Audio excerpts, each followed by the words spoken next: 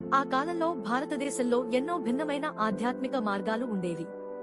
ఒకానొక సమయంలో 1800 విధానాలు ఉండేవి, 1800 భిన్నమైన యోగ విధానాలు.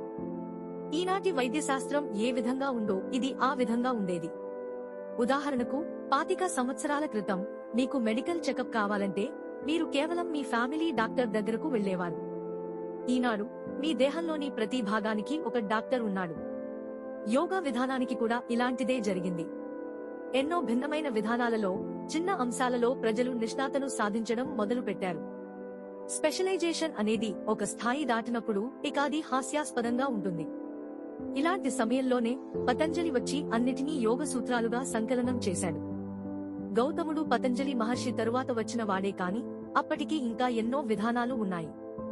ఆయన ఒక విద్యాశాల నుండి మరొక విద్యాశాలకు వెళుతూ 8 రకాల సమాధి స్థితులను అభ్యసించాడు. ఆయనకు ఇవన్నీ ఎంతో అందమైన అనుభూతులుగా ఉన్నాయి.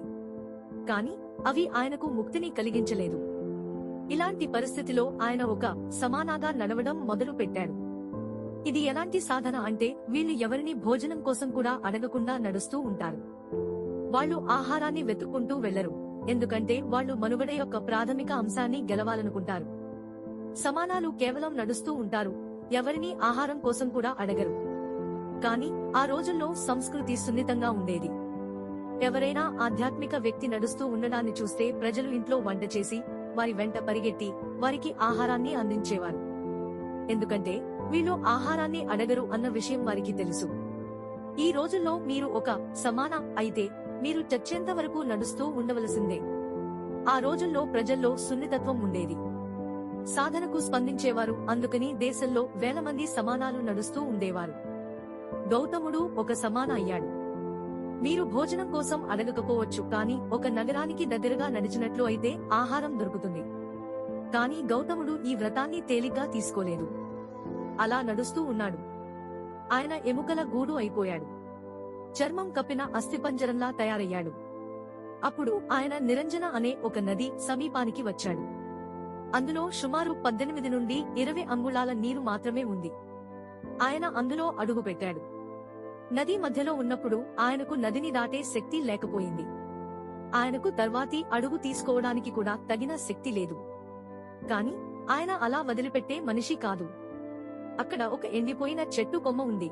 ఆయన దాన్ని అలా పట్టుకుని నుంచున్నాడు. అలా పట్టుకునే ఉన్నాడు. ఎంతకాలమో మనకు తెలియదు. బహుశా 2 నిమిషాలు అయి ఉండొచ్చు. మీకు నీరసంగా ఉన్నప్పుడు ఆ 2 నిమిషాలే మీకు 2 సంవత్సరాలలా అనిపిస్తాయి. ఆయన అలా పట్టుకుని ఉన్నప్పుడు ఆయనకు ఇది తెలిసింది: నేను దేనికోసం కృషి చేస్తున్నాను? నేను ఈ దేశాటన దేనికోసం చేస్తున్నాను? ఒక విద్యాశాల నుండి మరొక విద్యాశాలకు ఇది అది నేర్చుకుంటూ అసలు నేను దేని గురించి వెతుకుతున్నాను అని.